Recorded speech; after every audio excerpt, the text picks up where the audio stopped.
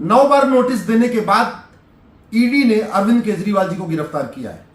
1-2 बार notice नहीं दिया है, 9 बार नोटिस दिया है।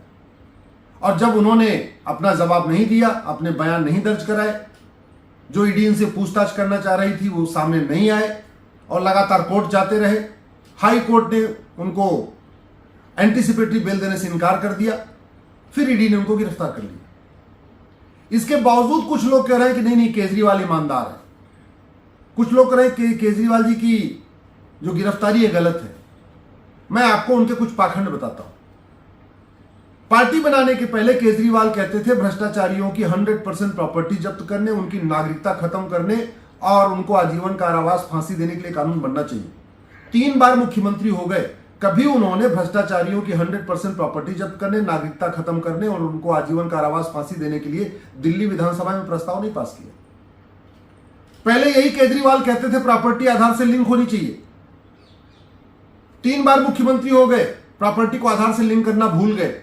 और मैंने जब पीआईएल फाइल किया और कोर्ट ने केजरीवाल को नोटिस जारी किया कि ये प्रॉपर्टी आधार से कब तक लिंक होगी, तो केजरीवाल जी मेरी पीआईएल का विरोध कर रहे हैं। ये भी कड़वी सच्चाई है। यही केजरीवाल कहते थे पुलिस रिफॉर्म होना चाहिए, इलेक्शन रिफॉर्म होना चाहिए, जुडिशियल रिफॉर्म होना चाहिए। 3 बार मुख्यमंत्री बन गए, कभी एक भी बार दिल्ली विधानसभा में न पुलिस रिफॉर्म पे चर्चा हुई, न जुडिशियल रिफॉर्म पे चर्चा हुई, न इलेक्शन रिफॉर्म पे चर्चा हुई।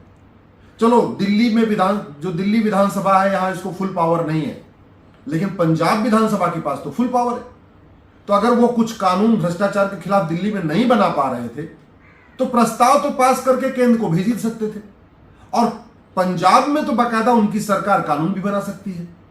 तो सच्चाई है कि आज तक 3 बार मुख्यमंत्री बनने के बाद भी केजरीवाल ने न कभी घूसखोरी के खिलाफ दिल्ली विधानसभा में चर्चा किया, न जमाखोरी, मिलावटखोरी, कालाबाजारी खत्म करने पे दिल्ली विधानसभा में चर्चा किया, न मिलावटखोरी रोकने पे दिल्ली विधानसभा में चर्चा किया, न कालाधन बेनामी संपत्ति को खत्म करने पे दिल्ली विधानसभा में चर्चा किया, न आय से अधिक संपत्ति खत्म करने और माफिया राज खत्म करने पर उन्होंने चर्चा किया। उन्होंने किया क्या? जो 300 शराब के ठेके थे उसको 3 गुना कर दिया। जहां दिल्ली के हर वार्ड में 1 शराब का ठेका था, उन्होंने 3-3 शराब का ठेका खोलने का लाइसेंस दिया। और दिल्ली इस समय पूरी तरीके से नशे में डूब चुकी है। दिल्ली में लाखों पिता नशेड़ी बच्चों से परेशान है और नशे का कारोबार बढ़ाया है केजरीवाल ने। दिल्ली में लाखों बहनें नशेड़ी पतियों से परेशान है और ये नशे का कारोबार बढ़ा है केजरीवाल के राज में। लाखों बच्चे नशेड़ी बाप से परेशान है और ये जो नशे का कारोबार बढ़ा है ये केजरीवाल के राज में बढ़ा। आज तक उन्होंने कभी भी जिन बातों को कह के आए थे, लोकपाल पास करेंगे, ऐसा लोकपाल बनाएंगे कि मुख्यमंत्री भी जेल में जाएगा, ये भी जेल में जाएगा, वो भी जेल में जाएगा। हालत ये थी कि मैंने पीआईएल फाइल किया है तब जाके दिल्ली में लोकायुक्त बनाने के लिए तैयार नहीं थे। और वही पुराने कानून से लोकायुक्त चल रहा है जो शीला दीक्षित ने बनाया था। उन्होंने नया लोकायुक्त का कानून भी नहीं बनाया। ये उनकी सिचुएशन है। तो खाने के दांत अलग है, दिखाने के दांत अलग है। केजरीवाल खुद को कहते हैं मैं ईमानदार हूं, लेकिन भ्रष्टाचार खत्म करने के लिए एक भी उन्होंने कभी कानून नहीं बनाया। और वैसे भी आप ईमानदारी से दिल पे हाथ रख के सोचना, कभी भी दिल्ली विधानसभा में भ्रष्टाचार पे चर्चा हुई क्या? नहीं। और वास्तव में अगर केजरीवाल ईमानदार है, वास्तव में सिसोदिया ईमानदार है, सत्येंद्र जैन ईमानदार है, संजय सिंह आजाद है, तो मैं उनको तरीका बता रहा हूं। आप अपना narco polygraph brain mapping test करवाइए और मीडिया के सामने लाइव होने दीजिए test. Narco polygraph brain mapping test ऐसा कोई खतरनाक नहीं है कि आपकी शरीर खराब हो जाएगी, आपकी तबीयत खराब हो जाएगी। एक इंजेक्शन लगता है, उसी में नार्को टेस्ट हो जाता है, पॉलीग्राफ टेस्ट हो जाता है, ब्रेन मैपिंग हो जाता है। मैं तो केजरीवाल जी से कहता हूं, आपको ईडी ने गिरफ्तार किया, कोर्ट में एक एप्लीकेशन मूव करिए कि मैं अपना नार्को टेस्ट, पॉलीग्राफ टेस्ट और ब्रेन मैपिंग कराना चाहता हूं, वो भी लाइव कराना चाहता हूं मीडिया के सामने। और सारे मीडिया के सामने होने दीजिए लाइव। पूरे देश को पता चलेगा केजरीवाल ईमानदार है कि नहीं। और अगर आप नार्को पॉलीग्राफ ब्रेन मैपिंग में वास्तव में ईमानदार निकल गए तो ईडी के ऊपर आरोप है वो सच हो जाएगा। इसका मतलब ईडी ने आपको गलत गिरफ्तारी किया। सिसोदिया को भी बुला लीजिए, संजय सिंह को भी बुला लीजिए, सत्येंद्र जैन को भी बुला लीजिए, उनका भी narco test, polygraph brain mapping करा दीजिए।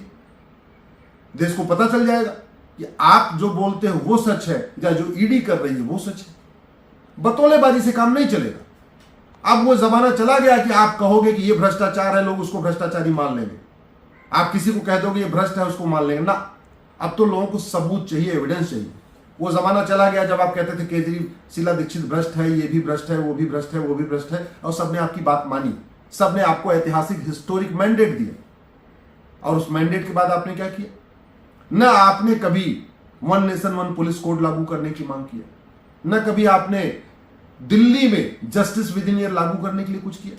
आपका वादा था ना, हम ऐसी व्यवस्था कर देंगे कि दिल्ली में जस्टिस विद इन ईयर होगा, हम इतनी कोर्ट बना देंगे कि दिल्ली में मुकदमों का फैसला एक साल में होगा।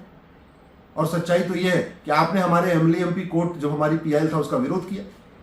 आप चाहते नहीं एक जल्दी जल्दी मुकदमों का फैसला हो, और आप इसलिए नहीं चाहते हो जल्दी जल्दी मुकदमों का फैसला होगा तो जल्दी जल्दी सजा होगी, और सजा होगी तो सफेद पोश नेता जेल में जाएंगे तो दुकान बंद हो जाएगी। आपके खाने के दांत अलग हैं, दिखाने के दांत अलग हैं। ये पूरी तरीके से मैं अच्छी तरीके जानता हूं। और अगर मैं तो आपके समर्थकों से कहता हूं, जितने आम आदमी पार्टी के समर्थक हैं, मैं सबसे कहता हूं कि आप डिमांड करो कि केंद्र सरकार को भ्रष्टाचारियों को 100% प्रॉपर्टी जब्त करने, नागरिकता खत्म करने और फांसी देने के लिए कानून बनना चाहिए। आप डिमांड करो। दिल्ली विधानसभा का विशेष सत्र बुलाइए, विशेष सत्र में बोलिए, एक प्रस्ताव पास करके भेज दीजिए।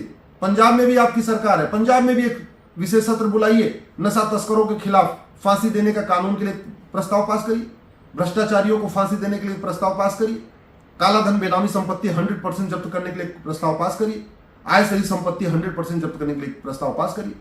आपके पास देश में 2 विधानसभा है, दिल्ली विधानसभा आपके पास है, वहां ऐतिहासिक बहुमत है, पंजाब विधानसभा आपके पास है, वहां भी ऐतिहासिक बहुमत है। तो आप कम से कम दोनों विधानसभाओं से प्रस्ताव पास करके दिखाइए। आपको लगता है कि आप ईमानदार हो, narco polygraph brain mapping test करवाइए और कानून बनाने की मांग करिए। दूध का दूध, पानी का पानी हो जाएगा। वास्तव में बीजेपी की सरकार गलत कर रही है, ये कैसे पता चलेगा? अरे ऐसे पता चलेगा जब आपका नार्को टेस्ट होगा, पॉलीग्राफ टेस्ट होगा, ब्रेन मैपिंग टेस्ट होगा। आप वास्तव में ईमानदार हो तो एकदम दिखा दो पूरे देश को। केवल बतौलेबाजी करके थोड़ी होगा। अब आपकी बातों को कोई नहीं मानने वाला, क्योंकि आपने 3 बार मुख्यमंत्री रह के भ्रष्टाचार के खिलाफ ढेले भर का काम नहीं किया। आपने केवल कमीशन खोरी किया, शराब में कमीशन खोरी किया, जल बोर्ड पानी में कमीशन खोरी किया, टैंकर में कमीशन ले रहे हैं आप। चाहे आपका हेल्थ डिपार्टमेंट में कितनी कमीशन खोरी हो रही है, आप 50-50 करोड़ का शीश महल बनवा रहे हैं जनता के टैक्स के पैसे से।